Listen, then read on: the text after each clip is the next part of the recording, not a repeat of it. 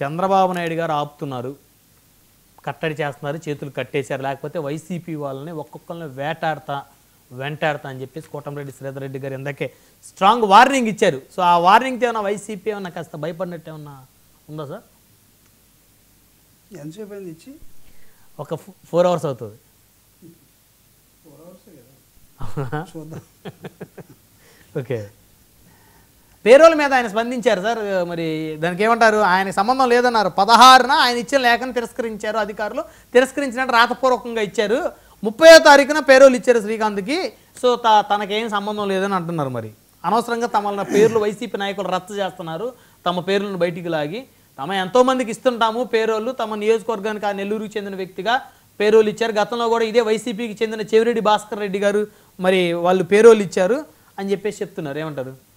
అంటే పేరోలు ఒక పబ్లిక్ రిప్రజెంటేటివ్గా అతను ఇచ్చుకున్నాను, నాకే సంబంధం లేదు, ఇచ్చినా కానీ తప్పేం లేదని అనుకుంటే, అసలు తెలుగుదేశం పార్టీ వాళ్ళు ఇప్పుడు ఆ శ్రీకాంత్ అనే వ్యక్తిని ఎందుకు ఒక జైలు నుంచి ఇంకో జైలుకి మార్చారు. అదేవిధంగా ఆ అరుణ్ అనే వ్యక్తి శ్రీకాంత్ తోటి పరిచయం ఉన్నటువంటి ఒక వ్యక్తి, ఎమ్మెల్యేల దగ్గర పేరోల్ కోసం లెటర్లు తీసుకొచ్చిన వ్యక్తి, సెక్రటరియట్లు చుట్టూరు తిరిగి పైరువులు చేస్తున్న వ్యక్తి, లేకపోతే అనేకమైన అంశాల్లో నెల్లూరు రాజకీయాల్లో చాలా ప్రభావశీలిగా ఉన్నటువంటి ఆ వ్యక్తి చేస్తున్న దానికి రాష్ట్ర ప్రభుత్వం ఎందుకు ఒక కుదుపుకి గురైందో వాటన్నిటికీ వాళ్ళు అది సింపుల్గా నా లెటర్ మీద ఏం జరగలేదు, నా లెటర్ కన్నా ముందే జరిగిపోయింది, లెటర్ తర్వాత జరిగిపోయింది, నా లెటర్ ప్రభావం లేదనుకుని ఒకవేళ శ్రీధర్ రెడ్డి గారు చెప్తే సంతోషమే.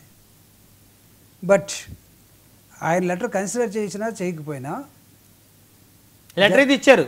సరే, ఇస్తే మా పబ్లిక్ రిప్రజెంటేటివ్గా నేను బోల్డ్ మందికి ఇస్తుంటాను అన్నదానిలో షట్కోటి లింగాల్లో ఇది ఒక లింగం అన్నట్టుగా ఆయన అనుకొని ఉండొచ్చు. అంతే. ఈ శ్రీకాంత్ దేవుడు సరే ఎవరు అడిగారు వచ్చి వాళ్ళ పేరెంట్స్ అనొచ్చు. కానీ ఇంకొక లెటర్ అయినా వేరే వాళ్ళు ఇచ్చి ఉండాలిగా. మరి అంతేగా సార్. అది కాకపోతే హోంమంత్రి చెప్పాలిగా, నేను అసలు ఎవరు లెటర్ తీసుకోదలుచుకోలేదు, వాళ్ళు ఇవ్వపోయినా ఇచ్చినా నేనైతే వేరే వాళ్ళకి శాంక్షన్ చేశాను, ఒకవేళ నాకు ఎంతమంది ఐపీఎస్లు ఆపినా ఎంతమంది ఎమ్మెల్యేలు ఇచ్చినా ఇవ్వపోయినా నేను ఇచ్చాను, ఆవిడైనా సమాధానం చెప్పాలి. ఈయన జరగకపోతే ఆవిడని అరెస్ట్ చేయకూడదుగా, ఇవన్నీ జరగకపోతే అతను ఈ జైలు నుంచి ఇంకో జైలుకి వైజాగ్ పంపాల్సిన అవసరం లేదుగా.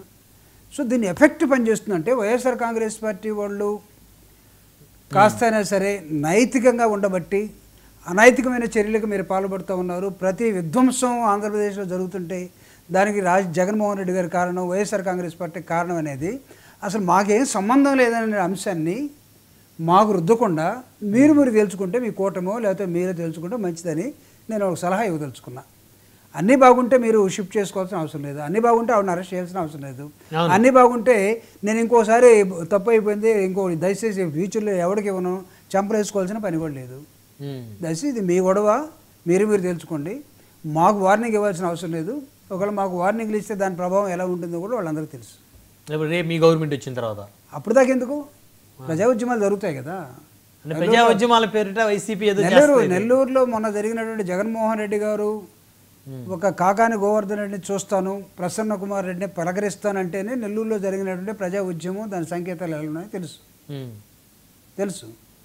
సో ఇవన్నీ మీరు చేసుకొని తైతక్కలు మీరాడి గందరగోళం మీరుపడి ప్రభుత్వం మీ ఈ రిప్రజెంటేటివ్స్ లేకపోతే అధికారులు లేకపోతే మీ హోమ్ మినిస్టరు ఏం చేస్తున్నారో గందరగోళం అంతా కూడా మీ దగ్గర పెట్టుకొని మమ్మల్ని బ్లేమ్ చేయటం అర్థం ఏంటి? మీనింగ్లెస్ కదా. కాబట్టి చేస్తే సుపరిపాలన చేయండి, మా పరిపాలన చేత కాబట్టి దిగిపోండి. రెండే 124 స్థానాలు ఉన్నాయి సార్ వాళ్ళకి. ఎన్నున్నా కానీ ఆ టైం వచ్చినప్పుడు ఖచ్చితంగా దిగక తప్పదుగా. ప్రజా ఉద్యమం వస్తే ఈ విధంగానే మీరందరూ కూడా రౌడీలకి సహకరించుకుంటూ వెళ్ళిపోయి మీలో ఒకరికొకరు అదే అబ్బాయి నా తప్పేం లేదంటే ఇంకొకరి మీద వేసుకొని వాళ్ళు ఏం చేస్తున్నారు, బ్యూరోక్రాట్స్ మీ కింద పనిచేయాల్సిన వాళ్ళు లేకపోతే మీ ప్రభుత్వంలో పనిచేసిన వాళ్ళు మేము వద్దని చెప్పినా మీరు చేసుకున్నారు, ఎవరికి ఏం జరిగిందో మాకు తెలియదు, హోంమంత్రికి ఏమన్నా పట్టుచీర ఏమైనా పెట్టారా ఏంటి, ఎవరేమి లేకుండా ఆవిడ ఇవ్వటానికి ఎక్కడో ఒక చోట నుంచి ఆవిడకి ఇవ్వండి అని చెప్తేనే కదా ఇచ్చేది. లేకపోతే ప్రజలు అదే మొత్తం మీ మధ్య జరిగిందే కదా. మీరు వార్నింగ్ ఇచ్చుకోకుండా వైఎస్ఆర్ కాంగ్రెస్ పార్టీకి వార్నింగ్ ఇస్తే ఎట్లా? ఇకపోతే జూపుడి గారు మొన్న జరిగినటువంటి ఎపిసోడ్లు కూడా చూస్తే అనంత వెంకటరామరెడ్డి గారు మీ పార్టీ నుంచి 2019లో ఎమ్మెల్యే, అనంతపురం అర్బను, గతంలో 4 సార్లు ఎంపీ, సో ఆయన ప్రత్యేకంగా జూనియర్ ఎన్టీఆర్ గారి మీద ప్రేమ ఎందుకు ఇప్పుడు పుట్టకొచ్చింది, ప్రత్యేకంగా ఈరోజు ప్రెస్ మీట్ పెట్టి ఇంతవరకు చర్యలు తీసుకోలేదు ఈ ఎమ్మెల్యే మీద, అనంతపురం అర్బన్ ఎమ్మెల్యే మీద అని చెప్పేసి జూనియర్ ఎన్టీఆర్ గారికి సపోర్ట్గా మాట్లాడాల్సిన అవసరం ఏంటంటే ప్రతి అంశాన్ని వైసీపీ తమకు అనుకూలంగా రాజకీయంగా మార్చుకుంటుందా? సార్ ఇది ఒక రాజకీయ పార్టీ జనరల్గా ఏం చేస్తుంది,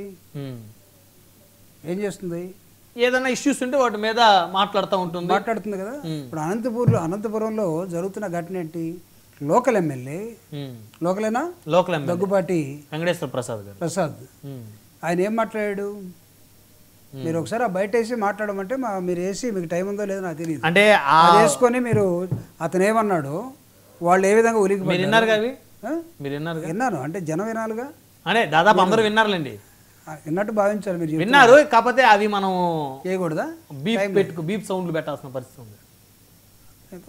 మాట్లాడి చూపించండి. అంటే అది ఆయన కాదు అనేది ఆయన ఎస్పీ గారికి అయితే కంప్లైంట్ ఇచ్చారు, నా మీద ఎవరో కుట్రపూరితంగా ఈ విధంగా క్రియేట్ చేశారు అని చెప్పేసి ఎస్పీ గారు కంప్లైంట్ కూడా చేశారని చెప్తున్నారు. కుట్ర కూడా తేలిపోతుంది కదా సార్. ఇప్పుడు అనంత వెంకటరామరెడ్డి గారు ఒక ప్రజా ఉద్యమంలో ఉన్నటువంటి ప్రతిపక్ష పార్టీకి సంబంధించిన నాయకుడిగా, గతంలో ఎంపీగా, ఎమ్మెల్యేగా గెలిచి ఆ ప్రాంతంలో ప్రజల మధ్య నిరంతరం ఉండే ఒక నాయకుడు తన కళ్ళ ముందు ఒక ఘటన జరుగుతూ ఉంటే దాన్ని మాట్లాడకుండా ఉండాలి, మీకేం సంబంధం, మీరు దీనిలో రాజకీయం చేయదలుచుకున్నారంటే కుదరదు. ఖచ్చితంగా ప్రజల మధ్య ఉండే నాయకుడు మాట్లాడతాడు. అక్కడ జూనియర్ ఎన్టీఆర్ గారి అభిమానులు కూటమిలో తెలుగుదేశం పార్టీ, జూనియర్ ఎన్టీఆర్ అయినా తెలుగుదేశం పార్టీ కుటుంబమే కదా, అవును, ఆయన్ని దూరం పెడితే పెట్టుండొచ్చు.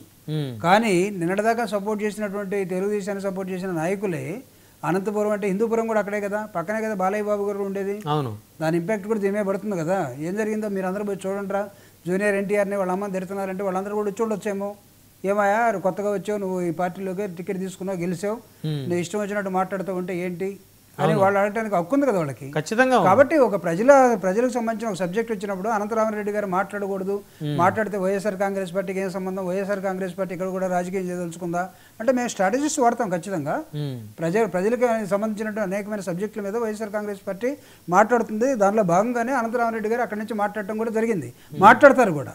సమాధానం చెప్పుకోవాల్సింది ఎవరో, ఇందాక మనం పేరోల్ క్వశ్చన్కి దీనికి కూడా సమాధానం వస్తుంది. మీలో గందరగోళం, మీకు పరిపాలించడం చేత కావట్లేదు, మీకు మాట్లాడటం చేత కావట్లేదు, మీరు ఎవరిని ఏమన్నాలో తెలియట్లేదు. ఇక్కడ క్వశ్చన్ ఏమైంది, అంతకుముందు ఇంకొక ఇలానే అసెంబ్లీలో ఒక లేడీ మేడం గారిని అంటే గొడవ చేశారు, ఇప్పుడు ఇక్కడ కూడా లేడీయే కదా, ఒప్పుకుంటారా? అదే కదా, అక్కడ అన్నారని మీరు ఒప్పుకుంటారా లేదా? ఇప్పుడు ప్రజలు మాట్లాడుకుంటున్నారు, మీరేమంటారు సార్? నో ఖచ్చితంగా అది తప్పైతే ఇది కూడా తప్పే.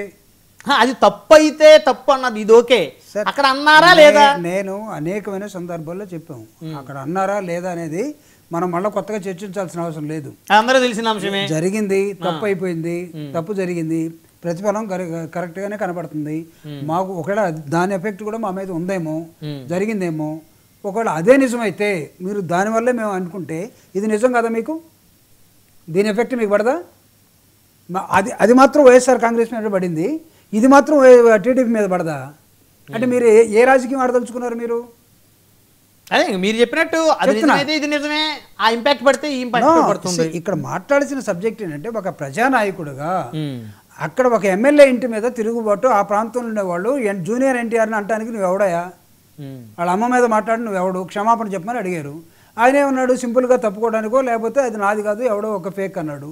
ఎంక్వైరీ చేస్తారు, ఈ ఎంక్వైరీ సంగతి మనకు తెలీదా, రేపేమవుతుందో అది నాంచి నెక్స్ట్ ఎలక్షన్స్ వస్తాయి, అంతేనా? అంతగా ఏం జరుగుతుంది? కానీ అంటే మీకు తెలియని ఇంకొక విషయం ఏంటంటే, జుప్పుడు గారు నిన్న మంత్రివర్గ సమావేశం అయిపోయిన తర్వాత చంద్రబాబు నాయుడు గారు మంత్రులతోటి చాలా సీరియస్గా మాట్లాడారు. వాళ్ళందరూ కూడా సీరియస్ వార్నింగ్లు ఇచ్చారు. ఎవరైతే కొంతమంది ఇష్టానుసారంగా వ్యవహరిస్తున్న ఎమ్మెల్యేలు ఉన్నారో వారు గట్టిగా చెప్పమని వెంకటేశ్వర ప్రసాద్ గారిని కూడా పిలిపించి గట్టిగా మందలించారని తెలుస్తూ ఉంది. అయితే దాని ఆశ్చర్యం ఏముంది? సో కాబట్టి చంద్రబాబు గారు ఏమీ తప్పుల్ని ఉపేక్షించట్లేదు, ఎక్కడికక్కడ ఖండిస్తూ వస్తున్నారు. సో ఎక్కడికక్కడ రియాక్ట్ అవుతూ ఉన్నారు. దీన్ని మీరు అన్నారు కదా, నాకు ఎక్కడో మొన్న ఒక రోజు మీ దగ్గర ఇంకొకరి దగ్గర ఒక చిన్న డిబేట్లో జగన్మోహన్ రెడ్డి గారు మందలించలేదు అని వచ్చింది. ఇప్పుడు చంద్రబాబు నాయుడు గారు మందలించారా మీరు అంటున్నారు. మందలించినట్టు ఏమన్నా పత్రికల్లో వచ్చిందా, టీవీలో వచ్చిందా? లేదుగా. అంటే వస్తే నమ్ముతారు మీరు? కాదు, నేను అనట్లా, వచ్చిందా లేదుగా. వచ్చింది కదా, టీవీలో వచ్చిందా, పత్రికలో వచ్చిందా? అంటే పత్రిక ముఖంగానే ఆయన మాట్లాడా? పత్రికా ముఖంగా మాట్లాడాను, సీక్రెటే కదా. జగన్మోహన్ రెడ్డి గారు కూడా అదే విధంగా మందలించి ఉంటాడని ఎందుకు అనుకోరు? అనుకోరా? మరి జగన్మోహన్ రెడ్డి గారికి సంబంధించిన పత్రిక రాయొచ్చుగా సార్. పిలిచాడు, మందలించాడు, పలానా గోరంట్ల మాధవను మందలించాడు, పలాని మంత్రి గారిని మందలించాడు, పలానా ఎమ్మెల్యే గారు ఇలా చేస్తే గట్టిగా వార్నింగ్ ఇచ్చాడు ఆయనకి అని రాసుకోలేకపోవడంలో మీరు విఫలమయ్యారు. అంటే వీళ్ళు రాసుకున్నారు కాబట్టి కొద్దిగా బయటకు మీ వర్షన్ గురించి చెప్తున్నా నేను. మీరు అన్న దాని గురించి చెప్తున్నా. జనరల్గా ఏం జరుగుతాయంటే మళ్ళీ అధినాయకుడు ఎవరైనా సరే పబ్లిక్ మీటింగ్ పెట్టి తిట్టడు. తప్పు జరిగితే అనేక రూపాల్లో వాళ్ళని పిలిపించి మాట్లాడి వార్నింగ్ ఇస్తుంటారు.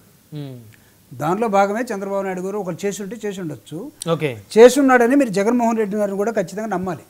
ఆయన వదిలేశాడు, ఆయన నవ్వుతూ ఉన్నాడు, ఇవన్నీ వచ్చాయి బయటికి. అందుకు నేను చెప్తున్నా జగన్మోహన్ రెడ్డి గారు కూడా వార్నింగ్లు ఇచ్చాడు అని చెప్తాను. నన్ను ఎట్లా అడిగారు వార్నింగ్ బయటికి రాలి, వార్నింగ్లు ఎట్లా వస్తాయి బయటికి? మామూలు అయితే వస్తాయి. అధినాయకుడు చెప్పేటప్పుడు ఏం చెప్తాడంటే కొన్ని విత్ ఇన్ ద 4 walls జరుగుతాయి. ఇలా చేయొద్దు, అలా చేయొద్దు, ఖచ్చితంగా జరుగుతాయి. తప్పు జరిగినప్పుడు అవతలోడు ఏం చెప్తాడు? తప్పు అయిపోయిందని ఏదో చెప్తాడు. ఇక్కడ కూడా మేము అడిగామని మీరందరితో మా తప్పు అయిపోయిందని మీరు చెప్పుకుంటే మంచిదే.